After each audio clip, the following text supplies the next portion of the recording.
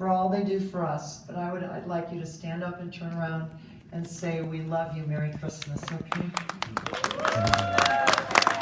We love you, Merry Christmas!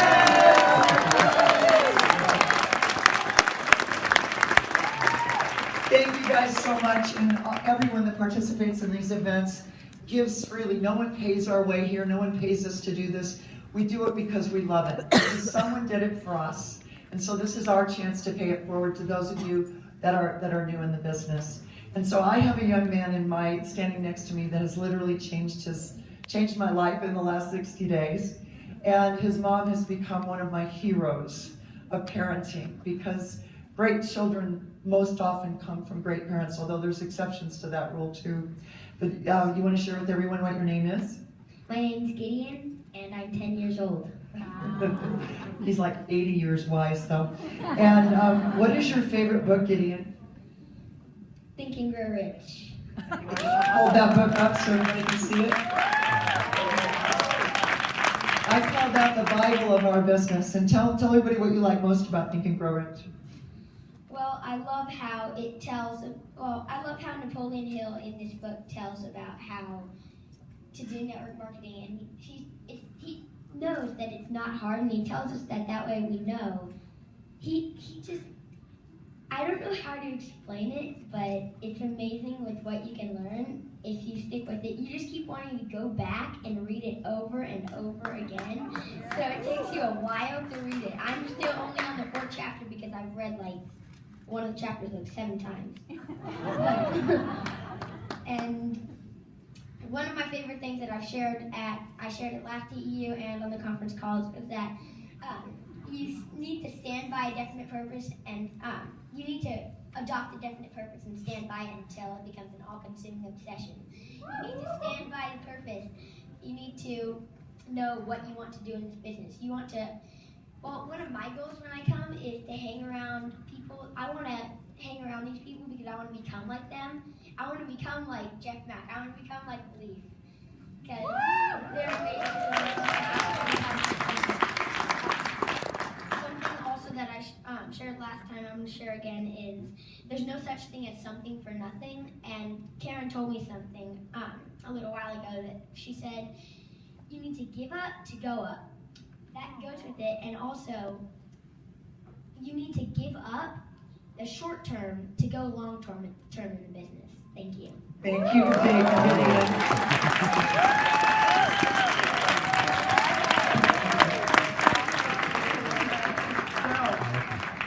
How many of you would like to introduce people who could share that kind of lifestyle with their children, that they become that kind of an emissary? I really think that there's a calling for that young man. He'll probably either cure cancer or become our next president. But that's what growing up in a New Skin household where things are focused on positive can do. And so now I have two classes to actually do in the next 9 minutes. So let's talk about follow-up. The freedom in this business, we all come here for freedom, is achieved by following up. We'll hear it said over and over again, the fortune's in the follow-up. Effective follow-up can increase our positive results immensely. So what does effective follow-up mean? And it means that we can literally increase our good results by 80%. Most distributors never follow up with their prospects. Why? Because they're out of sight, out of mind. If you don't have a good tracking system that allows you to stay on top of your contacts, they will slip through the cracks. So we need a tracking system. We need to keep it updated, so that means taking notes. And we need to keep it in front of us, with us at all times.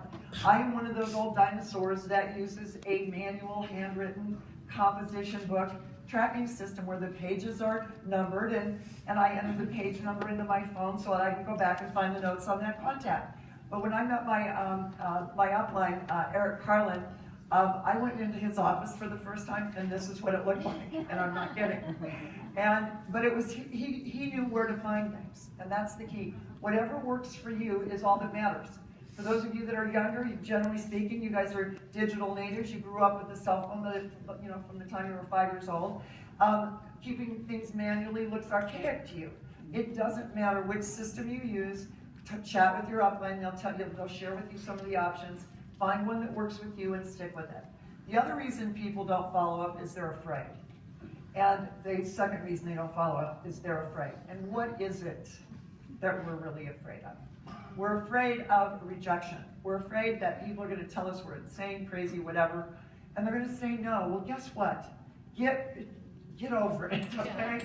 90+% of the people that you talk to, unless you're really, really good, are probably going to say no to the business. But that doesn't mean they say no to everything. So it's the reason people don't proceed with following up. And who really cares what people think? Do you really care whether people are going to approve of this business for you or not? I mean, are they going to pay your mortgage? Are they going to put your kids through college? Are they going to take care of you when you can't take care of yourself anymore? More than likely not. So the fact is 48% of salespeople never follow up with a prospect. 25 make a second contact, 12 make a third, and only 10% of people make 3 contacts or more. And the results are crazy because 2% of all sales are made on the first contact. People are not going to jump in the boat. You guys, I hate to tell you this. A lot of new people said, well, I took them to the meeting, but they didn't say they wanted to join. We have to ask for the business. We have to close. We have to follow up and close. Each attempt to follow up is followed up with, is there any reason why we can't get started right now? 3% of sales on the second, 5 on the third, and 10% are made on the fourth contact, but get ready. 80% of sales are made on the 5th exposure or more. And that's why we talk about the 6 exposure rule. Just because someone came to a meeting and said, you know, I'm thinking about it, so what is it you need to think about? Do you need more information on the company, the products and technology, or how the money's made? What's most important to you? You then drill down on what information you're going to send them to address that need to know, and you're going to set up a clear and definite future, an appointment in your book and their book, when you're going to chat with them next. And without that clear and definite future, the follow-up becomes very difficult.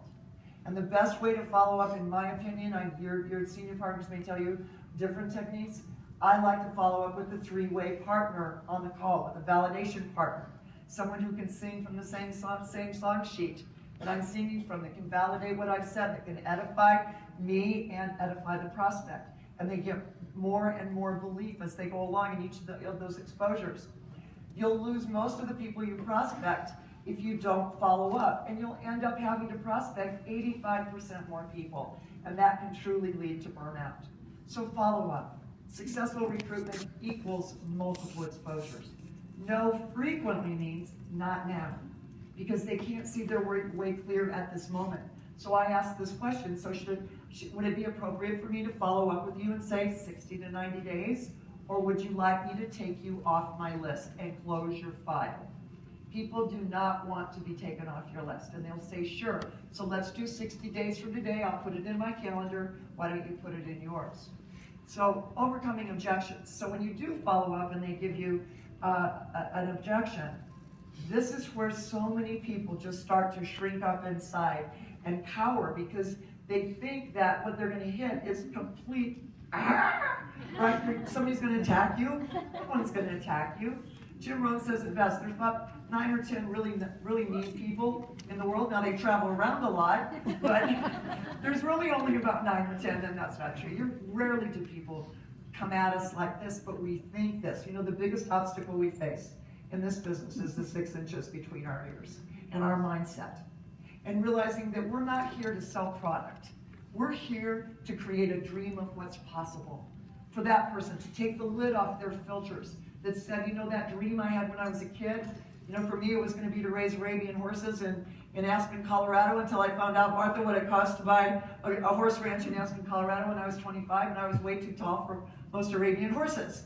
So I changed my horse dream. But bottom line is this, the real truth is, almost everyone that we approach, if we approach with love and respect, may say no to the business, but they will very frequently accept our offer of products that will enhance the quality of their lives. So if you're getting objections, understand this. People fall into one of these 2 camps. One is, I'm not interested and I'm just throwing up roadblocks to mess with you. And these people are really rare, but you get a few of them. And the more you prospect, the more your antenna will get sensitive to who those people are, and you won't waste your time. We are not looking for people with potential. We're looking for people with desire. with that burning desire in their heart to do something more, to serve their fellow man more, to be a better parent to their children, a better friend to their parent, their friends, and a better child to their parents. What if you could take care of your parents so they never had another worry in the world? What would that be worth to you? But if they're just throwing up roadblocks, cut bait and fish.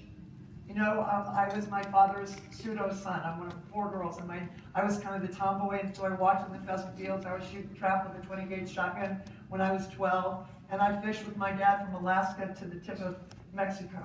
And the bigger the fish, the harder it was to get in the boat, but you had to get over the edge of the boat and get them in. We have to follow up.